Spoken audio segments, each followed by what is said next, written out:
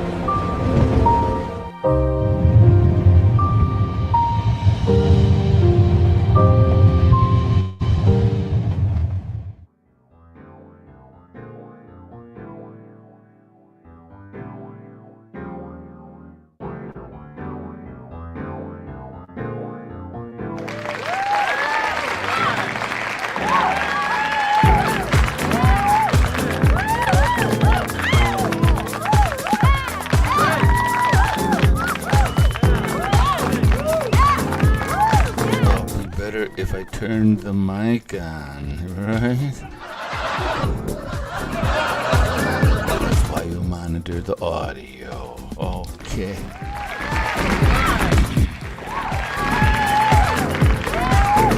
So, yeah, I've been doing a series called Before the Check-In, talking about my love for European train travel. And man... I'm telling you. So, it's hard to speak to the American audience when you're right. This here is what we know as American high-speed rail. Don't fall off the track. Look at this thing wiggle. I jiggle. So, I have been just exploring all the options available for me as far as getting my ideas together. And I like to podcast and sort of go free range and just let myself talk off the top of my head. And what I did was, you guys are just gonna freak out here. Let's see if I can get this going.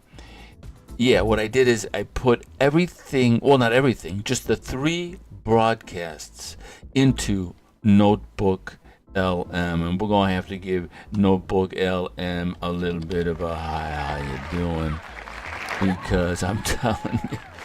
So here are the 3 last YouTube streams, LinkedIn broadcasts that I did.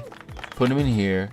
And so it's summarized. What I said over, this is about like worth an hour, right? It's generally about 15 to 20 minutes a show. And so it's close to an hour of just me rambling semi-coherently into the total sum of all human knowledge here. And what happened was I was able to create a video and an infographic. I'm going to say that again. Notebook LM took my 3 previous podcasts, listened to them, then summarized them, and created a video, a small video, and an infographic, like just so good. So good. We gotta give it a hand. That's how good it was. And so we're gonna show them. I'm gonna show them off right here, right now. So here's the infographic. All right, this is just so good. City center to city center, Centreville to Centreville. That is one of the key features of train travel, is that you enter the train totally relaxed, totally chilled, and you exit the train totally relaxed, totally ready for the rest of the day, and you're in the center of the city in both the arrival and departure. It's key to how this experience plays out in total. And then simple scan and go, security, theater. Bags stay with you. Baggage is a claim gamble versus bags is a claim gamble. And then a relaxing journey, right here.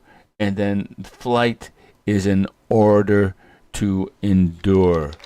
All right. This infographic was taken from these three sources here. It was made. I just pressed infographic and it made that infographic. And now, drum roll please, we are going to debut. Let's give the drum roll. We're going to debut a video that Notebook LM created. Understand?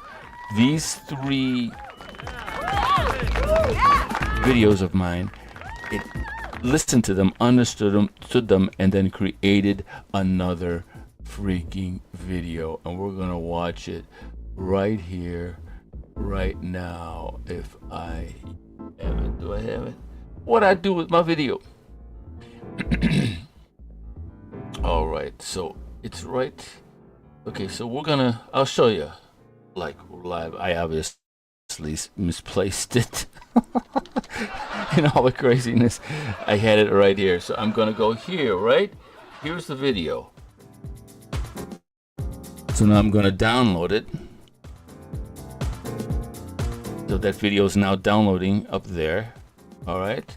And now I'm gonna go like this, and it's gonna open, and I'm gonna open it into my browser so we can see it. So now here it is. Something that might sound a little weird at first, but okay, so we are going to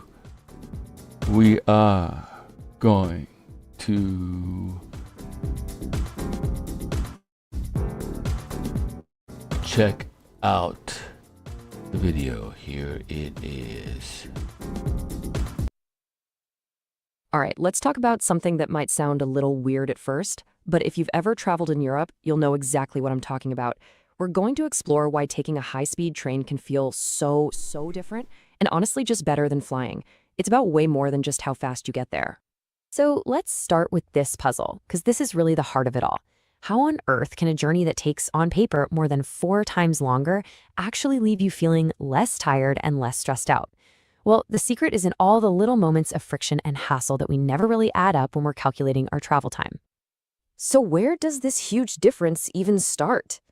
It's not when you're 30,000 feet in the air or speeding through the countryside. Nope. It starts way before that, with the simple, dreaded act of just getting to the terminal. I mean, just look at this. On one hand, you've got the classic airport trek. You're driving to some remote location way out in the boondocks, white-knuckling the steering wheel, praying you don't hit traffic. It's stressful before you've even parked the car.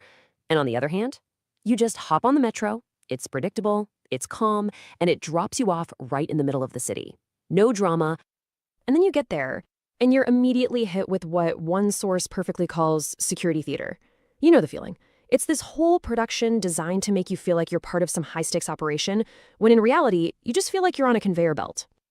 And you know this dance, right? We've all done it.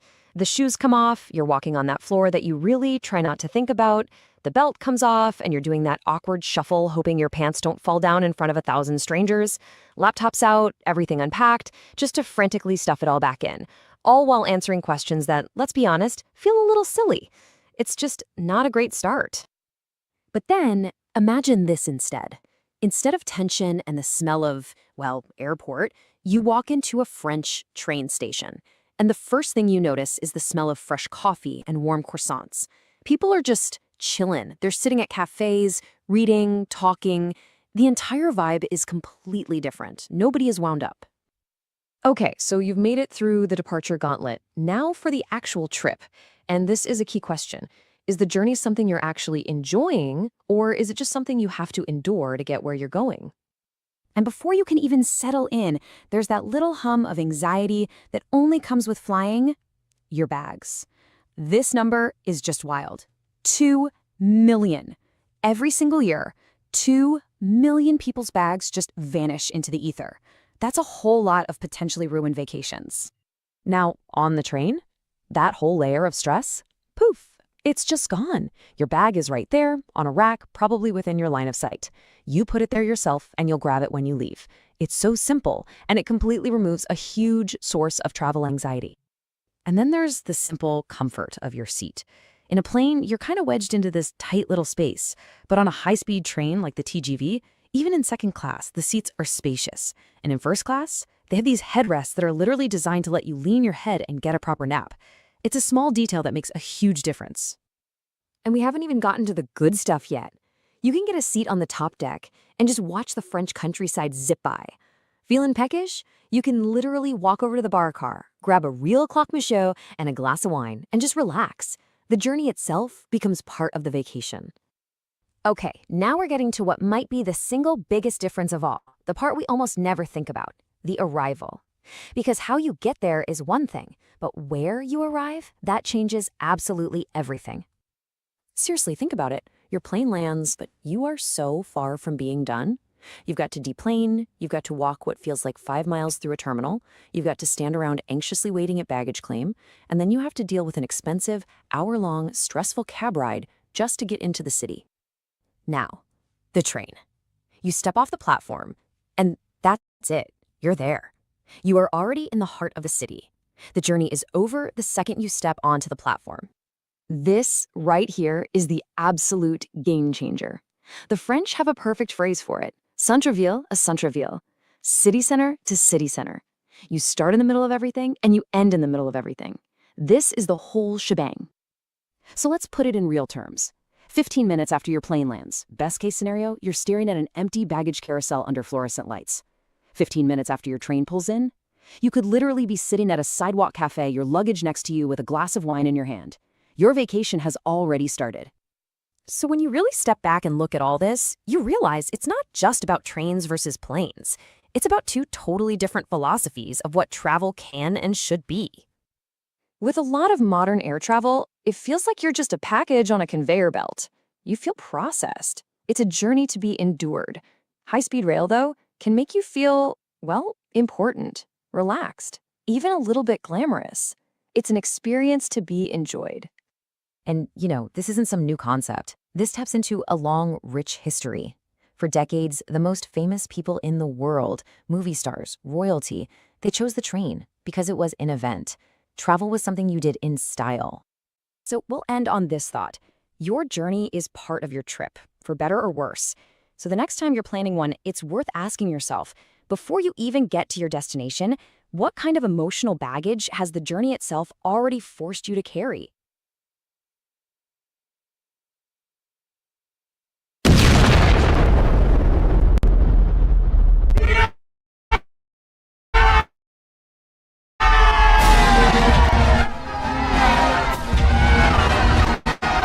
Was the most unbelievable thing you've ever seen in your life.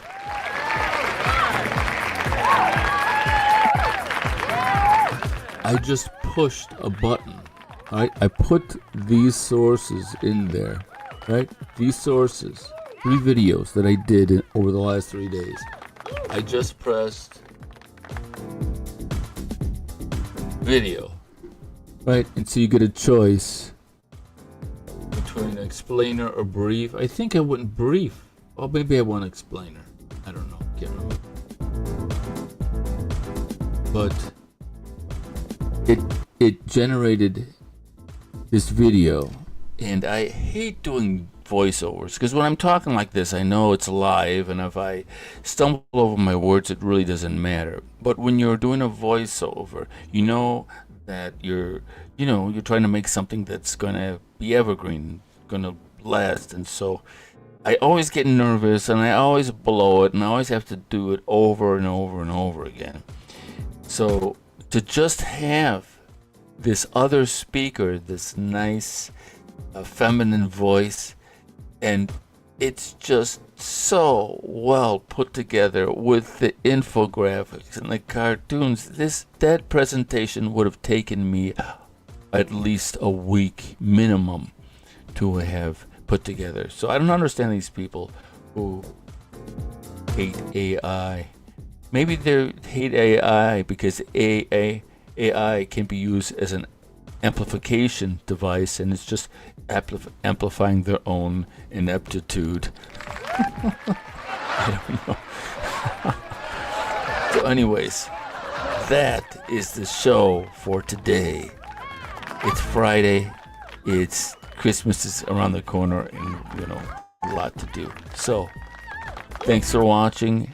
Have the best Friday of the month, and if I don't see you over the weekend, bon weekend, and I'll catch you next time. All right, au revoir.